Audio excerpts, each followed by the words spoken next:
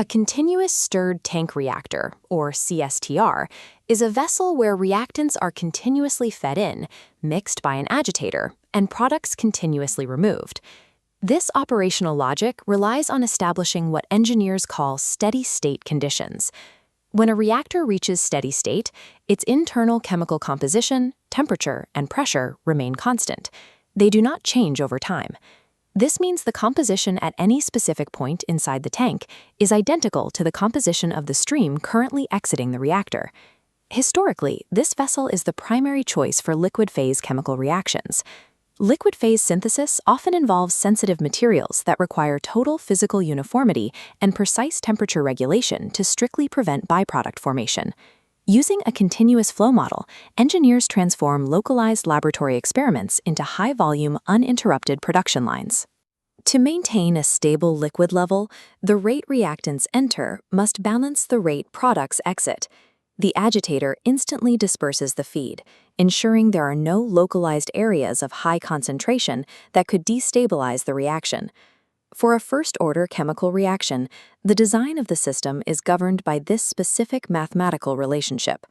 The primary design parameter is tau, or residence time, which represents the average duration a molecule stays inside the reactor.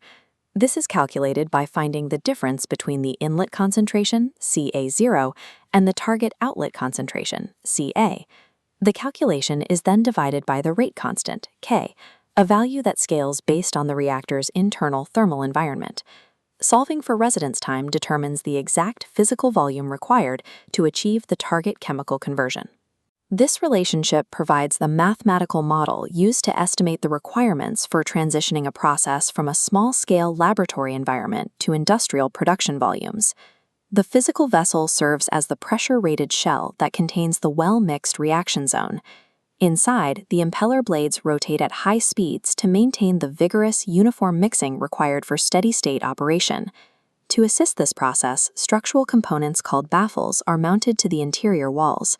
These baffles disrupt the liquid's circular motion, preventing vortex formation and ensuring mixing energy is distributed throughout the entire volume. Feed enters through specialized inlet ports, drawn into the impeller's flow path before exiting through the product outlet. Surrounding the vessel is a heating and cooling jacket, which manages the thermal energy generated or consumed by the reaction. Integrated sensors monitor temperature and pressure, sending data to external controllers to maintain the reactor's equilibrium. Each mechanical component is designed to eliminate internal differences in concentration or heat, upholding the engineering assumption of perfect mixing. The hallmark of a well-designed CSTR is its ability to provide a completely uniform environment for both the chemical reactants and the resulting heat.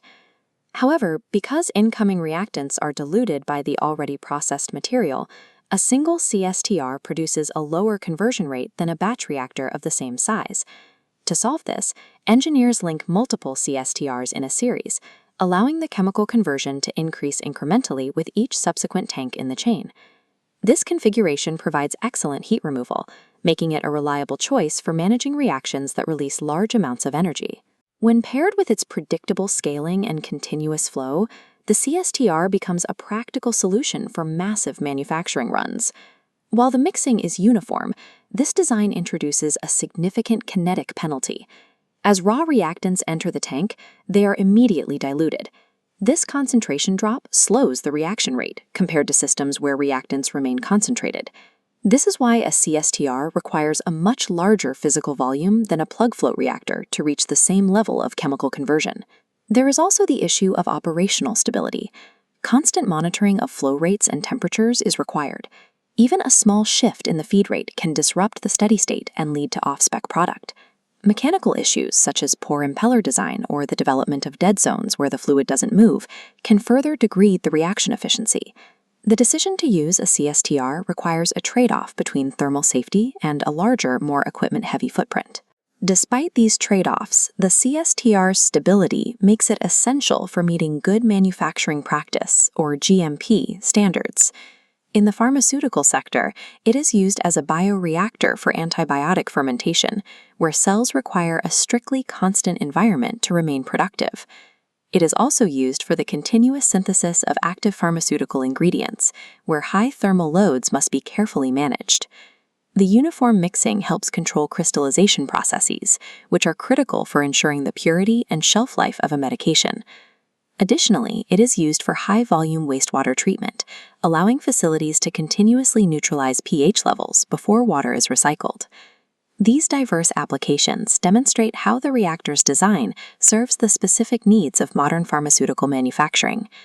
Because GMP processes require results that are identical across every hour of production, the uniform output of a CSTR is a necessary requirement. The primary advantage of a CSTR is its ability to eliminate internal variations in concentration and heat. By maintaining a steady state indefinitely, it provides a level of environmental control that is difficult to replicate in other continuous systems. Its internal architecture is specifically engineered to prioritize mixing efficiency and continuous throughput. By balancing thermal safety with high-volume production, the CSTR remains a standard for large-scale pharmaceutical and chemical manufacturing. Subscribe to the channel to see more technical breakdowns of the technology behind pharmaceutical manufacturing. For more lessons on process engineering and GMP production, visit the Pharma Training channel.